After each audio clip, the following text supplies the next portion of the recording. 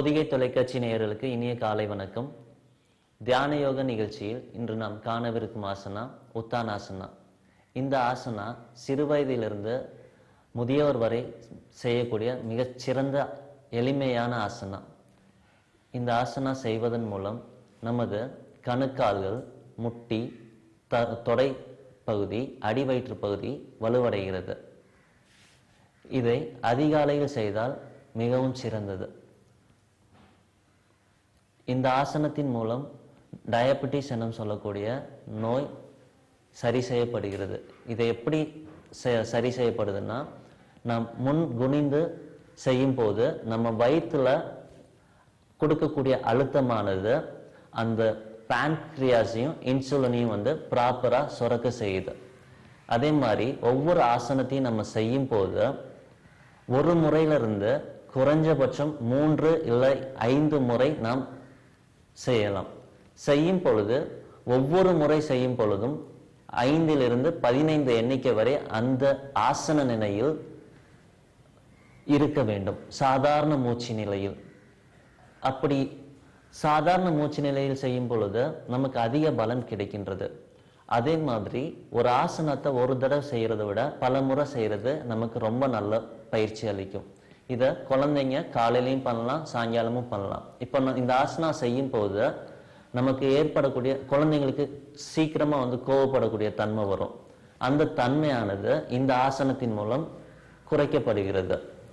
இதை பசங்க ஸ்கூலுக்கு போயிட்டு பண்ணலாம், இல்லை ஈவினிங் பண்ணலாம், எப்போ அவங்களுக்கு டைம் இருக்கோ பண்ணலாம். இன்கேஸ் அவங்க இன்டேக் எடுத்திருந்தாங்க அப்படின்னா ஒரு 4 hours பிரேக் வேணும் சாலிடா சாப்பிட்டுருக்கும் போது. இன்கேஸ் லிக்யூடானா கொஞ்சம் பால், காஃபி, டீ ஏதாவது குடிச்சிருந்தாங்கன்னா ஒரு 20 நிமிஷம் இடைவெளிக்கு அப்புறம் பண்ணலாங்க. இந்த ஆசனத்தை வயதானவர்கள் யோகாசிரியரின் ஆலோசனைப்படி செய்வது ரொம்ப சிறந்தது. இதை யார் செய்யக்கூடாது என்று பார்த்தால், கழுத்து வலி உள்ளவங்க, லோ பிரஷர் அந்த மாதிரி உள்ளவங்க செய்யும் போது ஆசிரியரின் அறிவுரைப்படி செய்யறது மிகச்சிறந்தது. இந்த ஆசனானது நம்ம முட்டிகளை இன்னும் நல்ல வலுவடைய செய்கிறது. இதன் மூலம் நமது ஆரோக்கியம், அதாவது நம்மளோட அப்பர் பாடியோட பிளெக்சிபிலிட்டி இன்னும் நல்லா கிடைக்குது. தினசரி யோகா பயிற்சி செய்வதன் மூலமா தான் இந்த பெனிஃபிட்ஸ் நமக்கு குயிக்கா கிடைக்குது. இந்த உத்தானாசனாவை நம்ம மாற்று ஆசனாவும் பயன்படுத்தலாம் ஒரு சில ஆசனங்களுக்கு. அது என்னென்ன ஆசனான்றதை இப்ப நம்ம பார்க்கலாம். புஜங்காசனா, தனுராசனா, உசட்டாசனா, இந்த மாதிரி ஆசனங்களுக்கு நாம மாற்று ஆசனமாவும் பயன்படுத்திக்கலாம். ஐடில வேலை பார்க்குறவங்களுக்கு அதிக ஸ்ட்ரெயின் இருக்கு. ஸோ அவங்களுக்கு டயபெட்டிஸ், நிறைய ப்ராப்ளம்ஸ் வருது, ஸ்ட்ரெஸ் லெவல்லாம். அதெல்லாம் கியூர் பண்றதுக்கு இந்த ஆசனா ரொம்ப ஹெல்ப் பண்ணும். இப்போ இருக்கிற அவசர காலகட்டத்தில் ஆஃபீஸ் போகிறவங்க, ஐடி பர்சன்ஸ், ஸ்கூல் பசங்க, இவங்களுக்கெல்லாம் நிறைய ஆக்டிவிட்டிஸாக தேவைப்படுது. இப்போ இந்த பேரண்ட்ஸ் ஸ்கூல் படிக்கிற பசங்களுக்கு நிறைய ஸ்விம்மிங், மியூசிக், ஆர்ட்டு, இந்த மாதிரி அண்ட் படிப்பு இதில் அதிகமாக கவனம் செலுத்துறதுனால அந்த பசங்களோட மனநிலையானது ரொம்ப டிப்ரெஷன் லெவலுக்கு போகுது. அப்படி போகிற பட்சத்துல பசங்க கோவத்தை எங்க காட்டுறதுன்னு தெரியாம வேற ஒரு விதமா வெளிப்படுத்துறாங்க. அப்படி அந்த பசங்க வெளிப்படுத்தக்கூடிய நேரத்துல இந்த உத்தானாசனாவை ஒரு 2 நிமிஷம் பிராக்டிஸ் பண்ணாங்கன்னா அவங்களோட மனசுக்கு ஒரு ரிலாக்ஸேஷன் கிடைக்குது. அவங்களோட கோவத்தை நம்மளால கொஞ்சம் கண்ட்ரோல் பண்ண முடியுது. ஸோ இப்போ இந்த உத்தானாசனாவை 2 பெண்மணிகள் எப்படி செய்யறாங்கன்றத நம்ம பார்க்கலாம். இப்போ எப்படி உத்தானாசனா பண்ணலான்றத நம்ம பார்க்கலாம். 2 பேரும் தடாசனத்தில் இருக்கிறாங்க. 2 கைகளையும் மூச்சை இழுத்து உயர்த்தவும் மெதுவாக. இப்பொழுது அவர்களது முட்டி நல்ல அழுத்தம் கொடுத்து நிற்கிறார்கள்.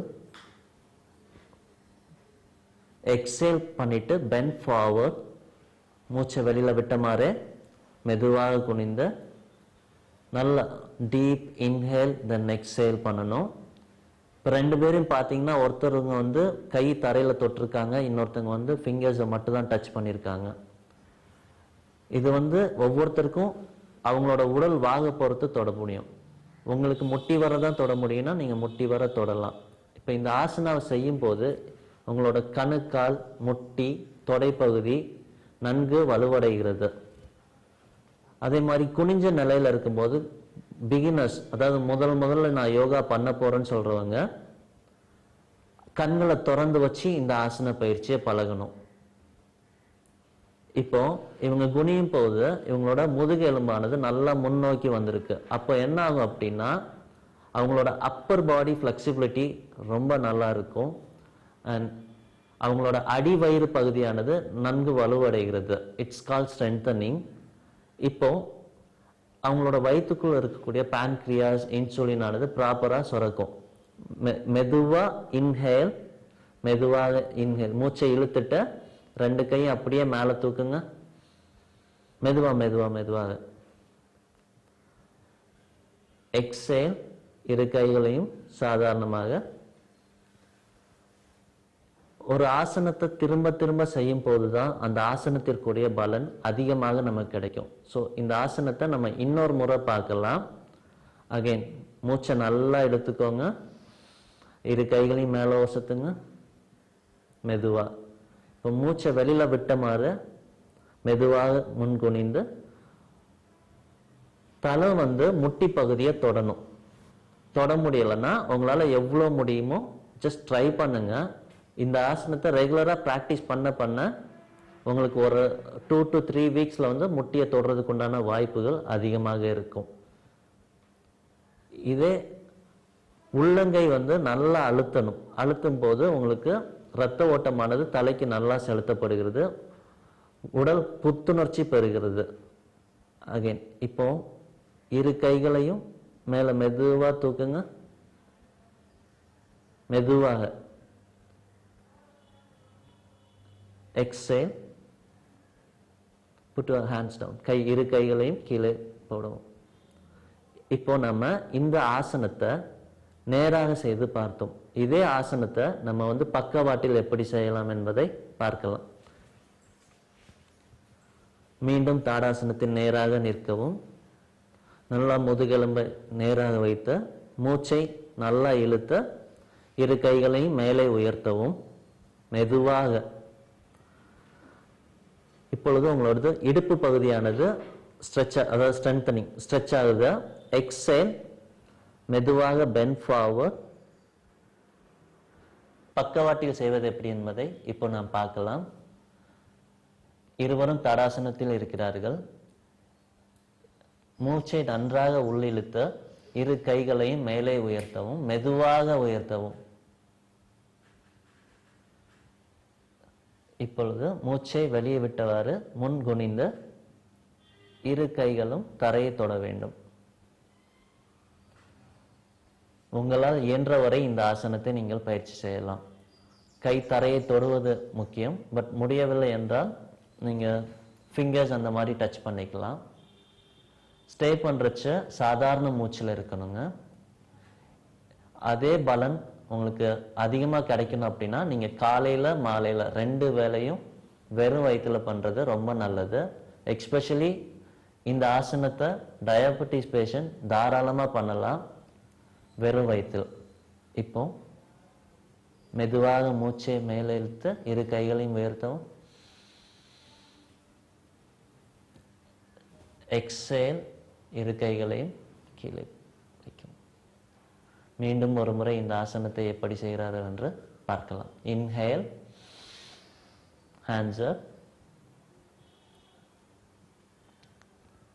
Exhale, bend forward. கண்களானது திறந்திருக்க வேண்டும். முதலில் பயிற்சி செய்பவர்கள் இந்த ஆசனத்தை கண்கள் திறந்திருக்க வேண்டும். சாதாரண மூச்சு முடிந்தவரை பண்ணலாம். ஒவ்வொரு ஆசனங்களிலும் நீங்கள் 10ல இருந்து 20 எண்ணிக்கை வரைக்கும் தாராளமாக ஸ்டே பண்ணலாம். முட்டியை நேராக வைக்க பழகுங்க. என்னால் மடக்கி தான் பண்ண முடியும் அப்படின்னா கொஞ்ச காலத்துக்கு நீங்கள் நீஸை பெண்ட் பண்ணி பண்ணுறது தப்பு இல்லை. பட் நாளடைவில் நீங்கள் முட்டிகளை நேராக பழகிக்கலாம். அகைன் மூச்சை இழுத்து நல்லா 2 கைகளையும் உயர்த்துங்க. மெதுவா எக்ஸேல் பண்றச்ச இரு கைகளும் கீழே வைக்கவும். இப்பொழுது நேராக நிற்கவும்.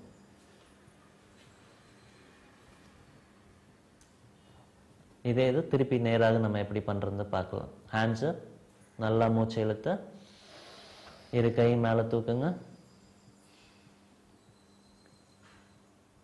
Exhale, bend forward. குனியும் போது சாதாரண மூச்சு. நல்லா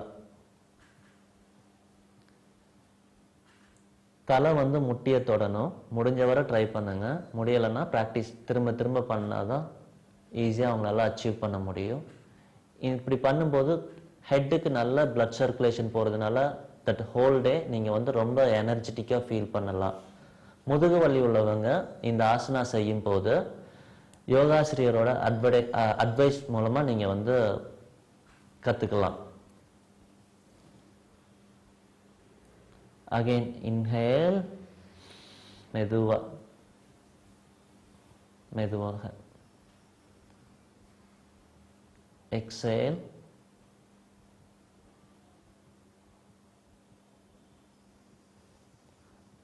மீண்டும் ஒரு முறை இதை எப்படி பண்றாங்கன்றத பார்க்கலாம். Inhale, hands up.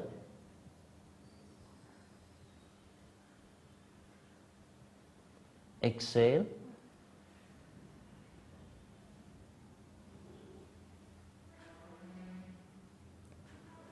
முட்டியானது நேராக வைத்து பழகவும். கண்கள் திறந்த நிலையில் தான் இருக்க வேண்டும். டயபிட்டிஸ் பேஷண்ட் இதை திரும்ப திரும்ப செய்கிறதுனால அவங்களுக்கு அதிக பலன் கிடைக்கும். கூடிய சீக்கிரத்தில் அவங்க அந்த டிசீஸ்ல இருந்து க்யூர் ஆகிறதுக்கு நிறைய வாய்ப்புகள் இருக்கு. Inhale, hands up. எக்ஸேல்,